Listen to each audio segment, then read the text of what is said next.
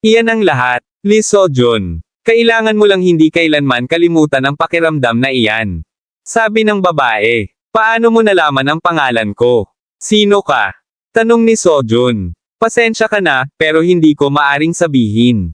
Sagot ng babae. Kung ganoon bakit ka nagpunta dito? Muling tanong ni Sojun. Para baguhin ang gantimpala na matatanggap mo ngayon.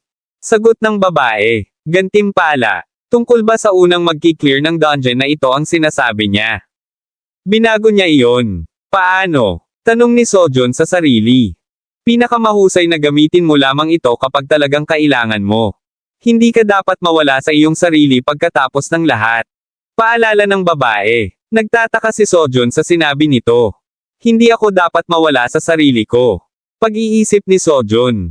Magkita tayo mamaya. Sabi ng babae. Ano? Tanong ni Sojun. Sapagkat naisip ko ng mabuti ang lokasyon. Muling sabi ng babae. Ikaw ang unang nag-clear ng dungeon. Ang Tiger Den. Sabi ng system. Sandali. Sigaw ni Sojun nang maglaho ang babaeng kausap niya. Nakompleto mo na ang espesyal na pakikipagsapalaran. Sabi ulit ng system. Kumislap ang sinsing na suot ni Sojun. Pamamahagi ng unang malinaw na gantimpala. Muling sabi nito. Nandito na ako, Daddy. Masayang-masaya na sumalubong si Ciela. Natigilan si Sojun. Naisip niya ang batang Ciela na ginaya ng Mimak. Daddy. Tanong ni Ciela. Ha, Ciela hinihintay mo ba ako buong araw? Tanong ni Sojun sa anak. Nagpuyat siya sa buong oras na ito, naghihintay na bumalik ka. Akalain ng mga tao na ilang araw na kayong hindi nagkikita. Sabi ni Anhai. Iniisip ni Sojun kung hinintay ba siya ni Ciela ng ganito bago ang kanyang regression. Kung gaano ito naghirap mag-isa buong gabi. Kahit hindi niya aminin, tulad ng sinabi ng Mimek. Hindi niya alam kung gaano nagdusa si Ciela noon bago ang kanyang regression. Kaya sa pagkakataong ito, ayaw na niyang magdusa muli si Ciela. Niyakap nito ng mahigpit si Ciela at sinabing, Pasensya ka na Ciela kung nahuli ako ng pag-uwi. Nagtatakang nakatingin si Anhai sa kamay ni Sojun. Sa suot nitong singsing. Kinabukasan ay nagpunta si Sojun sa high-tech. Singsing lang ba talaga ito? Sabi ni Hairem na kinikilatis ang hawak na singsing. Hindi man lang isang artifact, singsing lang. Ano ang posibilidad na mangyari iyon? Dagdag na sabi ni Hairem. Nagulat din ako, sabi ni Sojun. Napabuntong hininga si Hairem. Sa ganiyang kaso, malalagay ako sa alanganing posisyon. Sabi ni Hairem. Bakit ikaw? Tanong ni Sojun. Alam mo, ang malinaw na gantimpala ay isang singsing lamang para sa dungeon na hiniling ko. Sagot ni Hairem. Hindi ba dahil lang sa swerte ko? At binigyan mo pa ako ng pera. Sabi ni Sojun. Para lang sa subjugation yan. Dahil maganda ang ginawa mo. Dapat mong isipin ang pagkuha ng gantimpala para sa iyong tagumpay. Paano hindi ka masakim?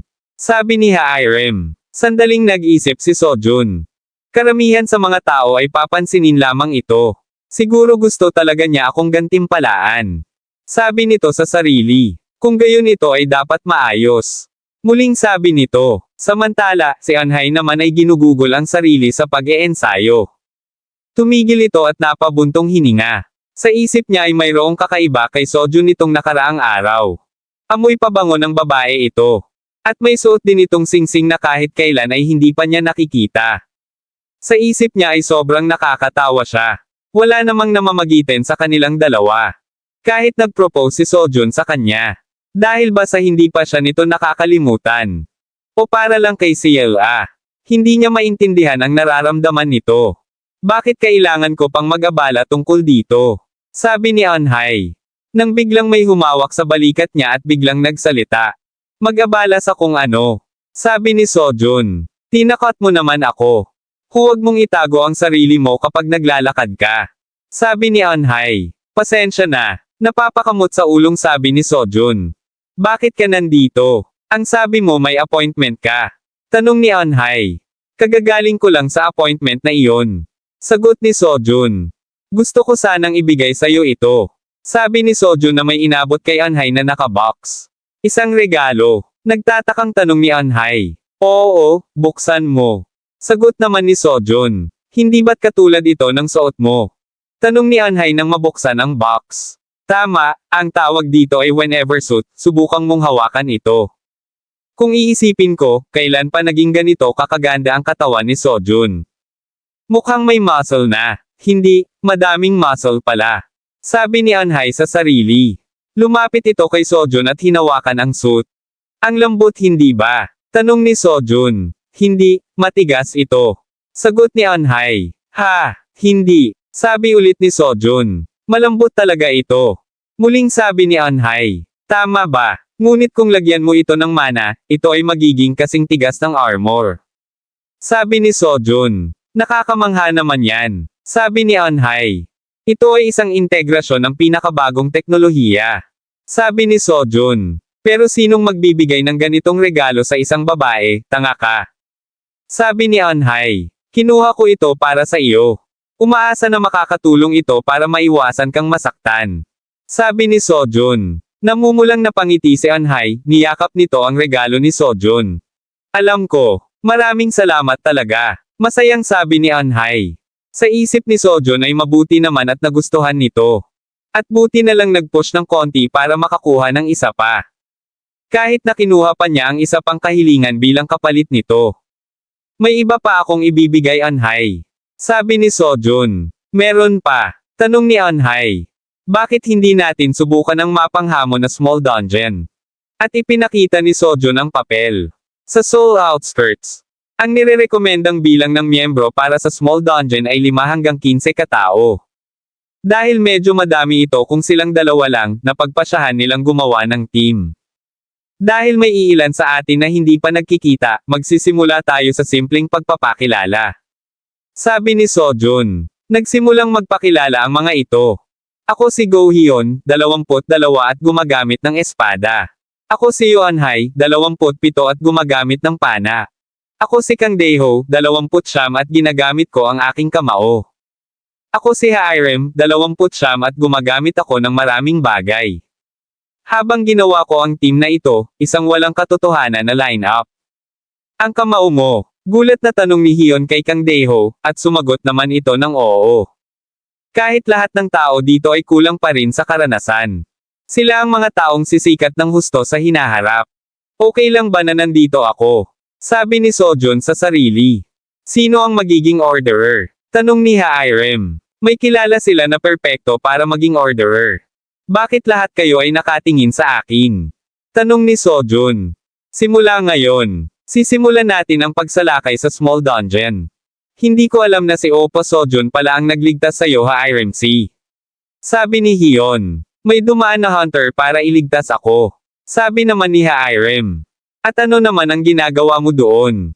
Tanong ni Anhay. Hindi ba magandang trabaho ang pagliligtas ng buhay? Sabi naman ni Sojun. Siguradong under ang asawa mo, di ba, lil bro? Tanong ni Daeho. Tumahimik naman si Anhay. Hindi sa ganon Hangnim. Sabi ni Sojun. At tuluyan na silang pumasok sa loob ng small dungeon. Pumasok ka sa hindi malinaw na dungeon. Ang simula ng special quest. I-clear ang dungeon. Ancient Tomb ng Forgotten. Ang sabi ng system. Umatake na ang halimaw at nakahanda naman si Kang Daeho sa pag-atake. Nataman ni Kang Daeho ang halimaw gamit ang kanyang nag-aapoy na kamao. Agad na tumilapon ang halimaw dahil sa lakas ng suntok ni Kang Daeho. Parang nagulat at lalong nagalit ang mga ito. Wala na bang ibang paraan, simula pa lang napakadami na agad nila. Sabi ni Kang Daeho. Ako ang bahala dito sa likuran, tulungan natin siya, Hyun. Sabi ni Sojun. Okay, sige. Sagot naman ni Hyun. Mabilis na sumugod si Hyun at Sojun gamit ang kanilang sandata. Natalo mo ang Draugr. Ang sabi ng system. Gulat na gulat si Sojun sa nakikita niya. Hinigop ng singsing ng hari ang kaluluwa ng halimaw. Kasalukuyang bilang ng mga naipong kaluluwa. Isa. Muling sabi ng system. Sojun Oppo may isa sa likod mo, sabi ni Hyun. Nakita ko. Wala akong oras para bigyang pansin ang ibang bagay. Ang sabi ni Sojun habang pasugad sa halimaw. Agad na sinibat niya ang halimaw sa ulo nito.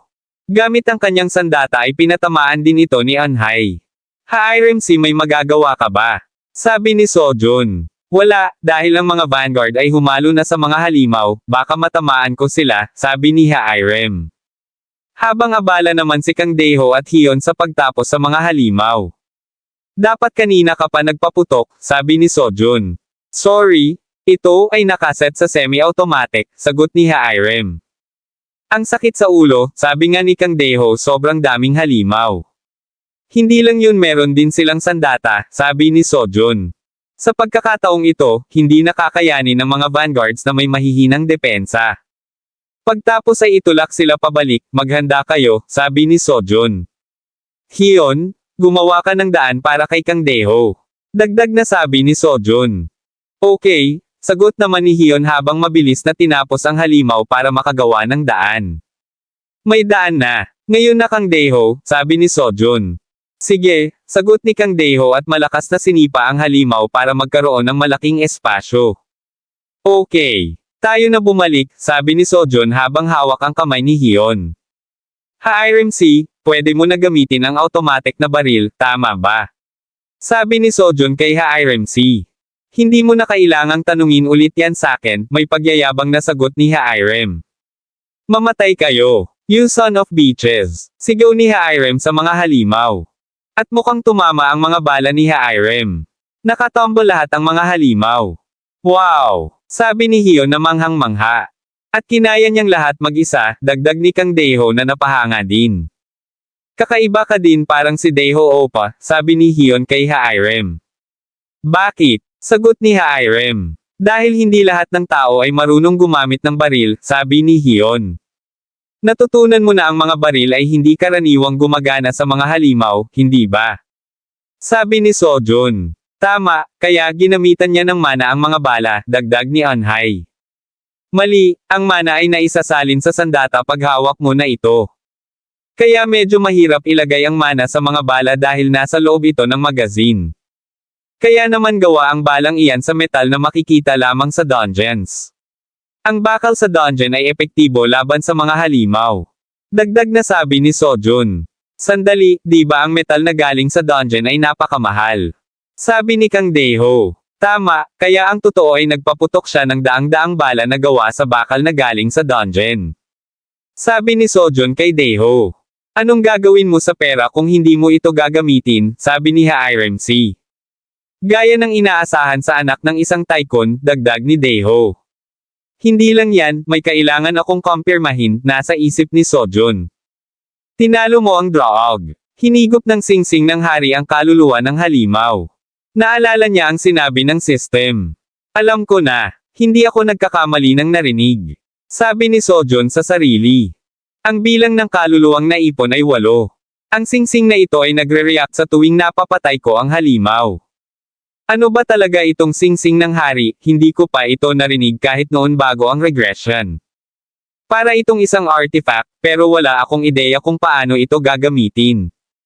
May mangyayari kaya pag nilagyan ko ng mana ito, dagdag ni Sojun. Anong ginagawa mo dyan lil bro? Tanong ni Kang Daeho kay Sojun. May tinitingnan lang ako. Tara na, sagot ni Sojun. Pero sobrang daming matang nakatingin sa akin ngayon, sabi ni Sojun sa sarili.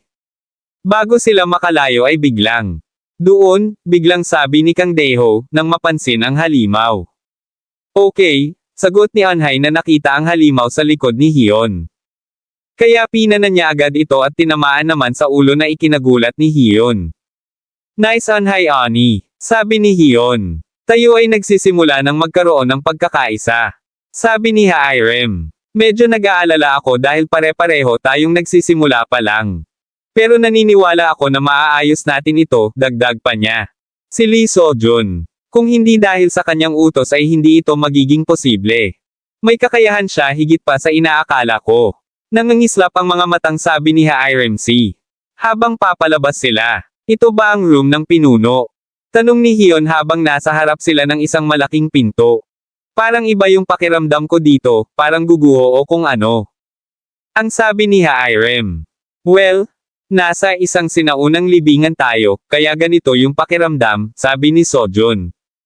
Dahan-dahan tayong pumasok at ihanda natin ang ating sandata.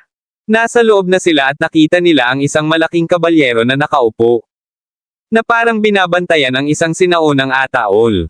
Ang ataol na yan, parang kakaiba dahil nag-iisa lang siya, sabi ni Kang Daeho. Iyon din yung napansin ko. Sabi ni Hyon. Baka yan yung pinuno. Dagdag ni Kang Daeho. Hindi yang ataol. Ang pinuno ay, hindi pa natatapos magsalita si Sojin ay biglang takbo, bilis, talon. Ang sabi ni Sojun sa mga kasama na muntik ng matusok ng mga sibat.